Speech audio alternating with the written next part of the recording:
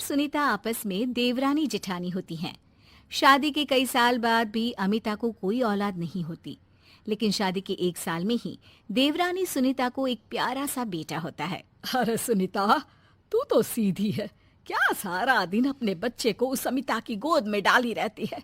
देखती नहीं, खुद का बच्चा तो है नहीं। अरे कहीं तेरा बच्चा भी। कैसी बात कर रही है माँ जी? अभी उनकी शादी को भी तो सिर्फ 5 साल ही हुए हैं।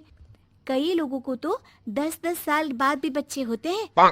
सास को सुनीता की बात अच्छी नहीं लगती। वो अमिता के पास जाती है।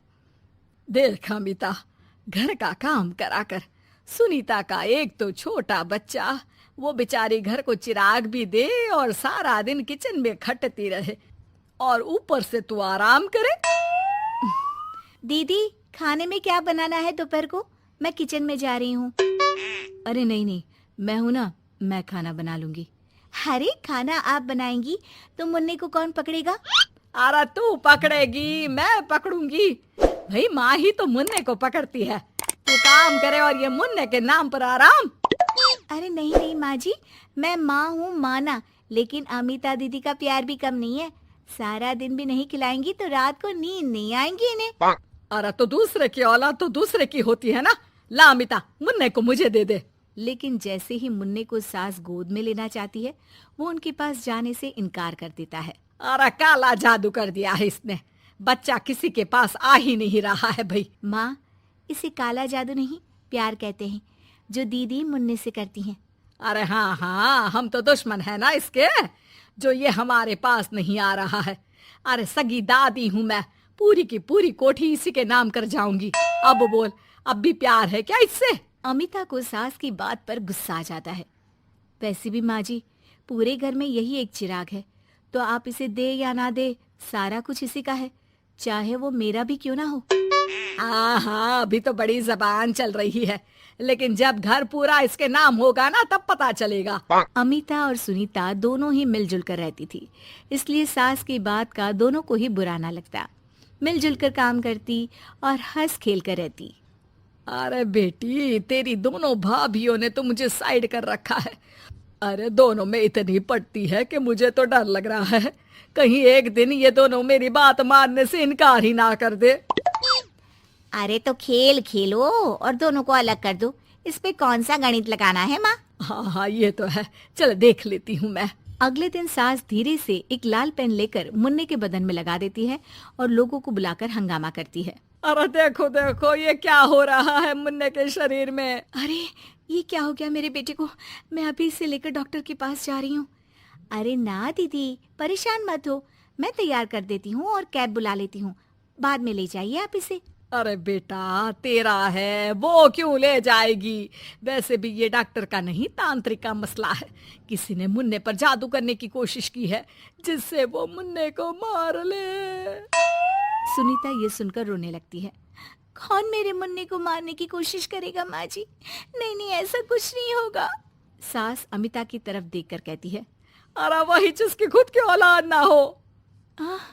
कैसी बात कर रही हैं माँ जी आप? मैं क्यों मारूंगी अपने ही बच्चे को? वो तो मेरे बेटे जैसा है। अरे बेटे जैसा है, बेटा तो नहीं है ना। वैसे भी मैंने तांत्रिक को फोन कर दिया है। थोड़ी देर में वहाँ तांत्रिक आ जाता है। भगवान भगवान भगवान भगवान, बच्चे की जान को खतरा है, खतरा है, खतरा है। इसके ऊपर किसी बांझ औरत ने काला जादू कर रखा है, रखा है, रखा है। लगता नहीं ये बच्चा कभी ठीक भी हो पाएगा, पाएगा। नहीं, मेरे बेटे को बचा लीजिए। अमिता दीदी, आप इतना गंदा सोचेंगी मुन्ने के लिए, मैंने सोचा भी नहीं था। अरे कैसी बात कर रही हो सुनीता? मैंने तो मुन्ने को माँ से बढ़कर प्यार किया, ये सोचो भला मैं ऐसा क्यों करूंगी? लेकिन बेटे के प्यार में पागल सुनीता सास की जाल में फंस जाती है। दीदी, आज से आप और मैं अलग हैं, मेरी रसोई अलग, आपकी अलग, और आज के बाद मुन्ने को छूने की क्या, देखने की भी कोशिश मत करिएगा। अमिता सुनीता को समझाने की कोशिश करती है, पर कुछ नहीं होता। अगले रोज। ला सुनीता, मैं मुन्ने को नहला कर तैयार कर देती हूँ। नहीं माँ जी, मैं नहला देती हूँ। लेकिन जैसे ही वो मुन्ने को नहलाने लगी, पेन के निशान एक एक करके निकल गए। अरे माँ जी, ये तो किसी ने पेन से निशान बनाए थे, देखिए, जैसे ही मैंने मुन्ने को नहलाया सारे निकल गए। अब अरे नहीं नहीं बहू, ये तो बाबा का कमाल है कि बच्चे के ऊपर से ये साया धुल गया।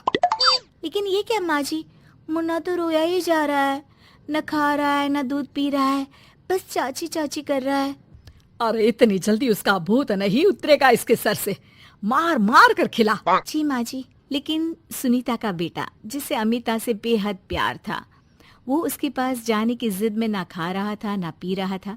उसकी हालत बिगड़ती ही जा रही थी। हार कर एक दिन, माँ दीदी दिखाई नहीं दे रही है, क्या वो मायके चली गई है क्या? अरे क्या पता कहाँ गई, रुक बड़कू से पूछती हूँ। ए अमिता कहाँ है? माँ जल्दी पता करिए ना दीदी कहाँ है, मुन्ने की हालत दीदी के लिए खराब होती जा रही है। सुनीता मुन्ने को लेकर नीचे अमिता के पास जाती है।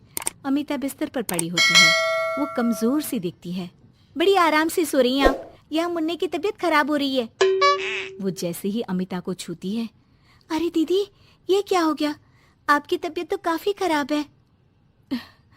मुन्ने के बिना मैं नहीं रह सकती सुनीता, मैं उसके बिना नहीं रह सकती। मैं कसम खा कर कहती हूँ, मैंने मुन्ने को मारने की ऐसी कोई कोशिश नहीं की। मैं तो खुद मुन्ने के बिना मर जाऊंगी। मुन्ना आप ही का तो है दीदी, मुझे माफ कर दीजिए। ये